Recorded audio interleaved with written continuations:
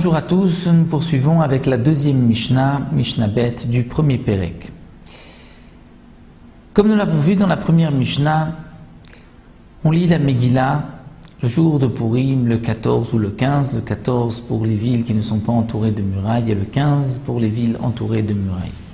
La Mishnah nous a dit que parfois la Megillah a été lue le 11, le 12 ou le 13. C'est les habitants des villages qui ne pouvaient pas, qui ne savaient pas lire la Megillah, qui devaient donc se rendre dans les grandes villes le lundi et le jeudi pour écouter la Torah ou pour se rendre au Bédin, au tribunal. Et c'est donc pour cela que les Chachamim leur ont permis de lire la Megillah, d'avancer la lecture de la Megillah au lundi et au jeudi. Donc la deuxième Mishnah nous explique Ketzad. Comment va-t-on lire la Megillah le 14, le 15, le 11, le 12 et le 13, Chaliot Yom Arba Asar Basheni. Si le 14, Adar, tombe un lundi, alors Kfarim, les petits villages, Vayarot Gedolot, les grandes villes, Korin Bobayom, vont lire le jour même. Les grandes villes liront le jour même puisque c'est le 14, et les Kfarim, ils se rendent de toutes les manières. Les villageois se rendent aux grandes villes le lundi ou le jeudi, donc ils iront le jour même au Mukefat Choma les Machar, les villes entourées de murailles comme Shushan, liront le lendemain le 15, donc là nous avons le 14 et le 15.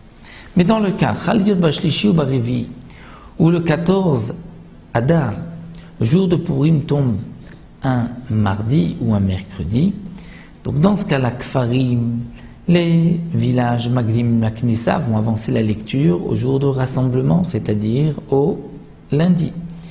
Donc ils vont lire le lundi, si Purim était tombé le mardi, donc le lundi, c'est le 13, si Purim tombe un mercredi, donc le lundi devient le 12. Donc les Kfarim, les villageois, vont avancer la lecture Yom HaKnissa, Yerot Gedolot, Korim Bobayom, les grandes villes le jour même, le 14, Mukafot Roma, les Macha, et les villes entourées de murailles le lendemain. Chaliot Bachamishi. Lorsque Purim tombe un jeudi, là aussi, puisque c'est un jeudi, Kfarim Vayerot Gedolot, Korim Bobayom, les villages et les grandes villes vont lire le jour même, le 14, Mukafot Rama, les Macha, et les villes entourées de murailles le lendemain, le vendredi, donc le 15. Chaliot Erev Shabbat. Si Purim tombe un vendredi, alors dans ce cas-là, Kfarim Magdimim le Yom HaKnissa. Les villages vont avancer la lecture au jour de rassemblement, c'est-à-dire au jeudi. Vayarot Gedolot, les grandes villes, vont lire le jour même, vendredi. Mais les Mukafot Roma, les villes entourées de murailles, ne pourront pas lire le lendemain puisque c'est Shabbat. Mukafot Roma, Korim Bobayom, c'est-à-dire que les grandes villes, les villes entourées de murailles, liront exceptionnellement le même jour, le 14, le vendredi, parce que les villes entourées de murailles ne peuvent pas lire le Shabbat. Parce que les Chachamim ont interdit de lire la Megillah le Shabbat, de peur qu'on va déplacer, sortir la Megillah, la déplacer 4 amot dans un domaine public et ainsi transgresser Shabbat. De repousser au dimanche, ce n'est pas possible puisque le dimanche sera dans ce cas-là le 16 et le pasuk a dit Velo Ya'avor, on ne dépassera pas le 15. Donc on n'a pas le choix, on va avancer la lecture même pour les villes entourées de murailles. Ils liront le 14 Korim Bobayom. Malgré tout, comme nous rapporte le Barthénora, lorsque Purim tombe le vendredi et que les villes entourées de murailles vont lire le jour même, malgré tout, Purim va être étalé pour eux, donc c'est ce qu'on appelle le Purim à Yerushalayim, le Purim Meshulash, lorsque le 15 tombe Shabbat, donc le vendredi c'est le 14. Donc le vendredi, on lira la Megillah.